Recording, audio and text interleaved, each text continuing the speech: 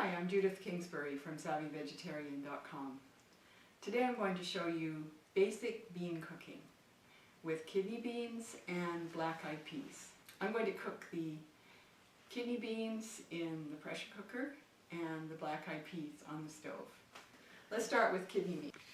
Kidney beans are very hard and they take long soaking, 12 to 24 hours. And it depends on the age of the bean, how long you have to soak them for. The beans have to be doubled in size and completely wrinkle-free. When you first start soaking them, they get kind of wrinkly. And then as you go on soaking them, they get less and less wrinkly. Until finally, there's no more wrinkles and they're double in size. Sometimes that takes 24 hours. And you need to change the water several times, like I did with these. Now at this point you can cook beans in the pressure cooker, like I'm doing, or on the stove, or in a slow cooker. If you're going to do kidney beans in a slow cooker, you have to bring them to a boil and boil them for about 10 minutes. Some people say 15 minutes, some people say 20 minutes, but I find that 10 minutes is enough. And the reason is that kidney beans have a toxin called phytohennagglutenin. And in kidney beans, that toxin is very high and it can make you quite sick. So how you get rid of it is, first of all, the long soaking, and then second of all, boiling for 10 or 15 minutes. Just for slow cooking, you have to bring them to a boil and boil them for 15 minutes before you put them in the slow cooker. And it's a good idea to preheat the slow cooker on high, then add the hot beans and cook them on high. Now different people say different lengths of time. Robertson in Fresh from the Vegan Slowcooker says to cook them on high in 3 hours, boiling them for 15 minutes before slow cooking. Well, one thing is with kidney beans, or any other beans, is that once you bring them to a boil and you put them in the hot slow cooker and put the lid on, they will stay at boiling point for some time. So that's why I say 10 minutes is good enough. Lots of people do cook kidney beans in the slow cooker without bringing them to a boil first, and they haven't gotten sick yet. But what we're doing is playing safety first here. I'm giving you the safest way to cook kidney beans to get rid of the phytohennagglutenin, that toxin that's in kidney beans. That toxin is also in black beans, but not nearly as much. It's also in white kidney beans, but again about half as much as kidney beans. In other beans there might be trace amounts, but it's not really something to worry about. But kidney beans, it's a big deal.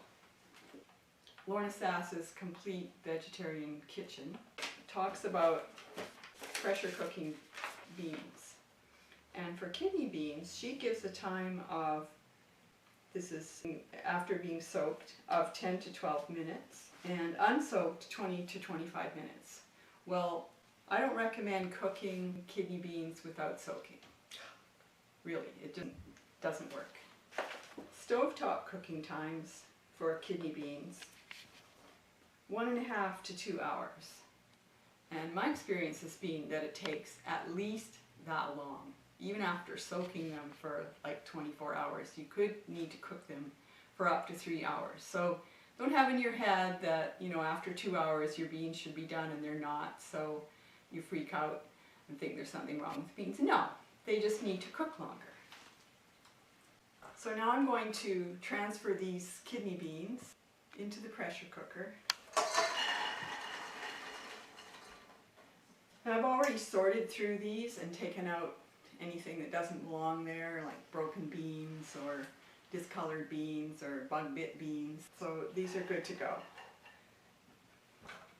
Then I'm just going to add water to just cover the beans.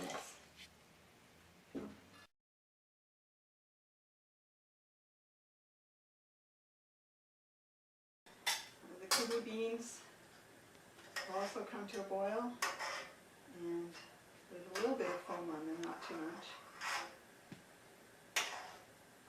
Skim that off. Now I'm putting the lid on and lock it down. Lock button up, the pressure set for high.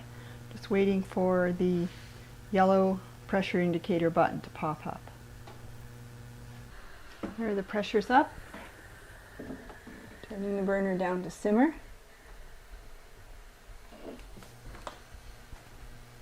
Set the timer. Okay, the timer's going off. Turn off the burner and let the pressure come down naturally. When this little yellow button has gone down, then I can open the lid. Now the pressure's come down on my kidney beans. They've cooked a total of 17 minutes, maybe 5 minutes longer than they normally would. But the reason that is because I added salt. And the purpose of the salt is to keep them intact, instead of split apart and blow out when cooking. See? They're all intact. And let's see if they're tender. Good. I'm going to leave these on the stove to cool off. And then I'll freeze them in small containers to use when I need them for chili or soup or salad or anything I like. Here's my black-eyed peas all soaked and ready to go on the stove and cook. Now, when I tried these the other day, they took about 20 minutes to cook after a few hours of soaking.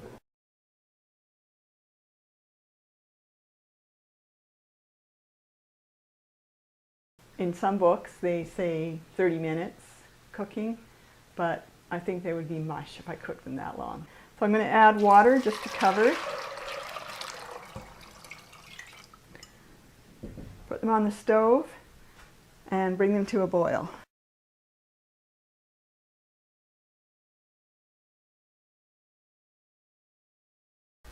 Here are my black-eyed peas, which have foamed up.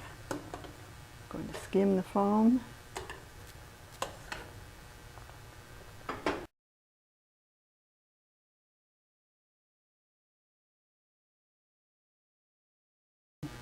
Put the lid on, turn it to simmer for 20 minutes. Time's up for my black-eyed peas. These have cooked for 20 minutes. Let's see if they're done. Perfect. I'm going to let them cool and then put them in freezer containers to keep in the freezer until I need them. You can use black-eyed peas to make stews, soups, salads, hummus, refried beans.